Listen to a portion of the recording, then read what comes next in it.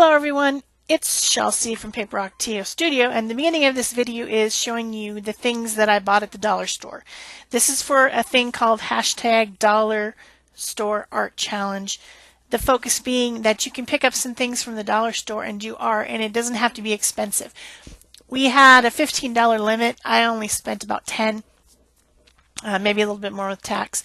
And I got this chipboard canvas, I got some clips, I got some tissue paper, I got these foam letters, I got these stickers that I didn't use.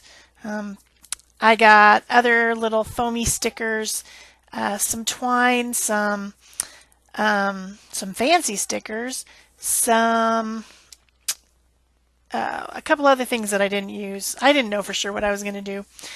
But when I saw those little wooden clips, I thought of a thing that I would like to have next to my door outside, and that is a little board that you can clip a note to, because people are always leaving me things like, you know, the FedEx guy comes and he leaves those little sticky notes and they fall on the ground, and someone else comes by. I don't answer the door, I don't answer the phone. I'm pretty bad about that stuff, so you know, I'm always busy in my studio and I don't really hear it. Our doorbell doesn't ring very loud. So I thought it would be a good idea to have a thing by the door that is for leaving a note. And you just write your little note and you clip it on the little clip. So this was my idea. This chipboard canvas with a nice hanger on the back and everything seemed like a perfect thing to do that with. So I gave it just a really light sanding. And then I put some gesso on it, and I'll be putting more layers on it, so I wasn't too concerned. I was just, you know, I did a sloppy job of it. My design was inspired by these other stickers that I got. They're like 3D stickers, and they've got glitter, and they were $1. I mean, that's $1 for those stickers.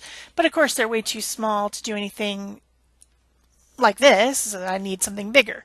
So that gives you a little hint. If you see a cute design that's really tiny, you can duplicate it or make something like it, or let it inspire you to make something a little bit bigger. So there's this cute little house with a burlap roof on that sticker sheet, and I wanted to make one like it. So this is just leftover packaging cardboard that I got off the back of a package.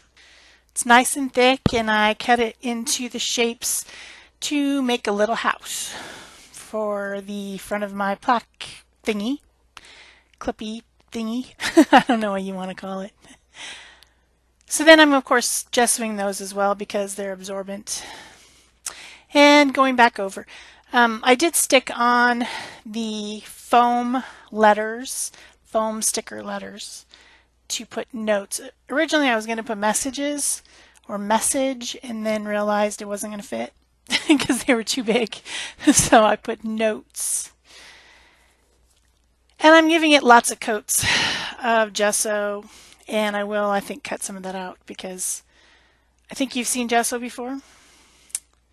Oh, I attached a doily. This one over here on the sticker sheet has a little fake doily on it, so I thought I would put a doily on, and I put it on as I was doing the gesso with the gesso, and then realized that it was 2 layers, so I peeled the top layer off and restuck it all. Kind of silly. So now I'm going to do some collage.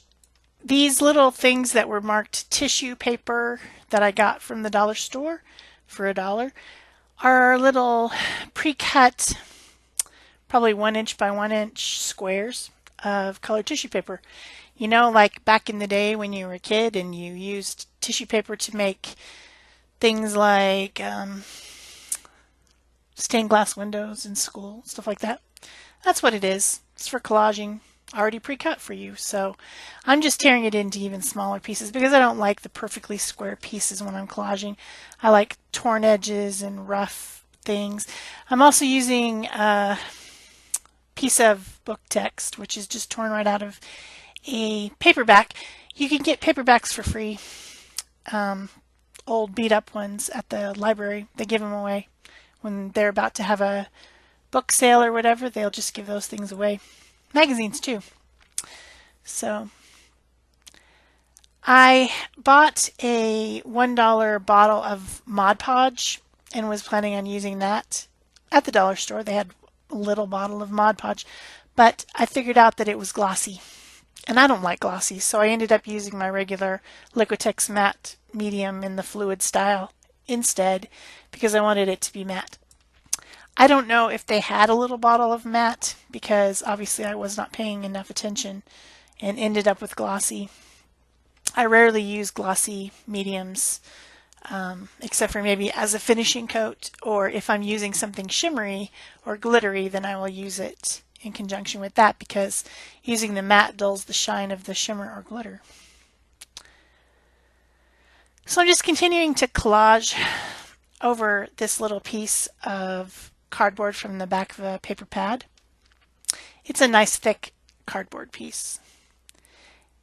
And I'm planning on making it 3D on my little chipboard canvas MDF wood something, whatever this is made out of. I also made a little chimney. And of course you saw me put the burlap on the roof piece that I made, the triangle. I have some scraps of burlap around, but they did have a $1 roll of burlap ribbon, which was about 4 inches wide at the dollar store, and had I needed some, that would have been an option. They had a lot of it in different colors, just on a roll, probably about 4 inches wide, and it's in the floral section where they have a lot of silk flowers and stuff. So my next step is to use a little bit of off-white paint, and I was just going to use all craft grade paint for this, but I don't have this color in craft grade. I rarely use it, so I was trying to go all cheap, but this paint's probably, if you buy it on sale at Michael's, $4. And it's Titan Buff, but it's just an off-white. You could use any sort of a paint for that. I decided I needed a ground for my house, and so I tore a little another piece of book text and put it down on the bottom with the intention of that being my ground. You know, I don't like things to float. Things to me need to be grounded. And I stick that on with my matte medium. When I started this project, I had no idea what I was going to do. Even after I bought the stuff at the dollar store, I still had no idea what I was going to do. Except for I knew I was going to make a little clippy board type thing to hang outside my door for people to clip notes on, but that's all I knew. So here we have the craft grade paints. These are inexpensive at Walmart. The apple barrel is like 96 cents a bottle. And so I didn't have the exact colors that I wanted because I don't have a whole lot of these kind of paints. They've all dried up, that's why. I live in a very dry climate, and once I open these bottles, they dry out pretty fast. But I did have a few colors, and I decided to pick this green and a blue and a pink for my background. So the reason that I added the doily and the puffy stickers or the fun foam stickers is because I wanted some texture. And so through the whole process I'm trying to bring out the texture. And that's the reason that I'm applying the paint with my fingers, because I think I can feel better. And I can also skim over the top of texture better with my finger than with the brush, because the brush wants to go down into the cracks and crevices. It's nature. So I'm finger painting and getting my hands quite messy. So now I wanted to do some stamping. A very inexpensive way to make stamps is to use fun foam. And this fun foam sticker pack thing that I got at the dollar store for $1 had different flowers and different circles in it. And so I have these two little scraps left over from the cardboard that were, you can tell that they're the pieces I cut off when I made the roof of the house. And so I'm sticking these on to make little stamps. And I like them to be a little bit deeper, so I stick one sticker on top of another one to make it double thick. And then I'm just using a foam brush to pounce some color onto the little stamps and stamping them onto the canvas, and it works great. These work great for this type of thing. They're also really fun to play with your gel plate, like a gelatin printing plate. You can make a whole sheet of them and have a really great texture tool to use with those plates. You can also buy the fun foam and sheets and cut it out yourself if you want to make swirls or things like zebra stripes or lion stripes or something. Not lion, cheetah spots. Lions don't have stripes. I'm losing it, I tell you. I'm having a hard time, people. I'm sure we'll get better soon. So I just continue to stamp using the same colors that I've already used, the white gesso and the pink, blue, and green craft paint. Also going around the sides and doing it a little bit on the sides as well. You don't want to leave those out because they're going to show. I like this green color. It's pretty close to the greenery color, which is the Pantone color of the year. It's a little bit lighter, but it's pretty, and it's not even one that I pulled out when I was experimenting with that color. I don't know why I'm so into green. Greens and blues and yeah. Spearmint. I've been told that the color that I was obsessing over last week is spearmint. That's a good description of it. So then I'm using some archival ink and just old text stamp to stamp a little bit of a brown text on there.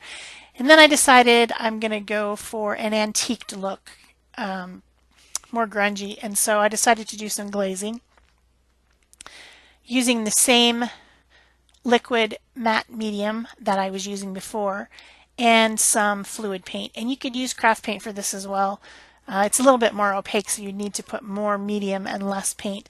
I just didn't have a brown craft paint, so I just used this brown golden high flow that I had sitting next to my desk. And as I'm glazing, I'm wanting the color to catch on any textured areas, like along those letters and down into the doily. I want it to darken up those areas and give it an antiqued look. I also did some glazing over the burlap and the collaged house. Then I decided I should stamp on the collage house, so I got back out the little foam stamps that I made in the same colors. Did a little bit of stamping to give it some more texture and interest. I really like the circle one. You know, I really like circles. I mix circle marks with everything, with the lids of things and leftover spools from the insides of tape, and just anything that's circular attracts me for some reason. So then once that was dry, I did another glaze coat over the top and gave them a good heat tool dry. Then I did a little bit of sponging around the edges. The sticker that I was looking at had white sponging around the edge of the house, and so I did that on my little house as well. Not sure that I like it that much, actually. I would have preferred black, I think, but I was kind of trying to be inspired by these stickers slash autocollants. I don't know. Inexpensive but really cool stickers. So then I decided to add a little bit of detail with the pen. You could use a Sharpie. This just happens to be my Posca pen. Posca pens are not expensive on Amazon. You can get them for really cheap. So I recommend them. But you can't get them at the dollar store. But the rules of this challenge said you could use some of the things you already had, like ink pads, stamps, pens, things like that, but that you were to try to get most of your materials at the dollar store. Then I have this gigantic roll of carpet tape from Home Depot that I use to make things dimensional. For the house, I just used one layer of the foam, Then for the roof, I used 2 layers of the foam because it's popping up over the house, and I left the lip that was going to overlap over the house without any tape. And then for the chimney, I did 3 and then figured out what I really needed was 4. So I pulled it off and popped another layer on there. I guess because the burlap is thick. And then I added a little bit more detailing with my black pen. I did not make a very good video, people. I kept going off the screen. I need to get a better solution for how my phone is held because it was a very temporary solution. I used foam core board and cut a hole in it to put my phone and then just stuck it in the shelf above my desk, and it sticks out over my desk, which worked, you know, it works pretty well, except for now the foam core's bent, and so it's getting more and more bent, and so I have to keep trying to prop it back up, and I don't necessarily give myself the right space, and then I don't pay attention.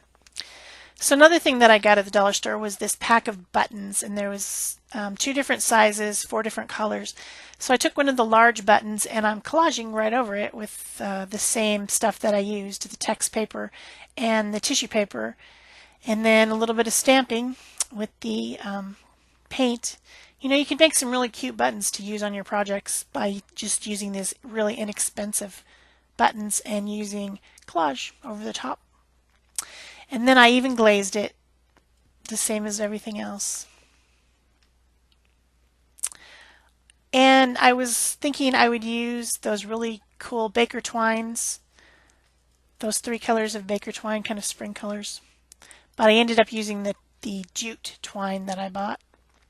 Oh, that's me doing some edging with my archival brown ink pad. That's potting soil. So I repoked the holes in the button and tied this jute twine because it went better with the kind of grungy antique look that I ended up with. Probably not where I started, but where I ended. Then I have to glaze my little clothesline pin as well. Wooden clothesline clippy thing. I never actually have ever hung up my clothes on a clothesline in my entire life. But they still make those pins. It's pretty amazing. Then I'm using the paint to kind of darken up around the edges of the house to make it stand out a little more. And also I let that paintbrush go under and color the edges of the foam tape a little bit so that it's not so stark white when you look at it from the side. Then I want to glue everything together, and first I'm going to do some dry brushing with white paint. Also don't have white craft paint, but you could use white craft paint as well. And a very, very dry brush, no water. And I'm just highlighting anything that's bumpy or, you know, standing up from the canvas with white. So that makes the word stand out a lot better. And I'm doing it to the doily as well to get the doily to stand out the texture a little bit, because it was all kind of blending into the background. So be sure that you go to the links below and click on everyone else's projects. I'm not sure how many will be down there, but there'll be several for you to go look at. And also you can use the hashtag Dollar Store Art Challenge and you will pick up everybody's videos that way. So I used stinky glue E6000 to glue on the paper clip, or clothespin, not paper clip. See, I tell you people, I'm losing my mind. You can tell in my voice that I'm losing my mind. And then I added splatters. And that pretty much finished it for me. I hope you enjoy this. If you did, please like, comment, subscribe, and share. Go check out everyone else's videos. And that's it for me. Thanks. Bye-bye.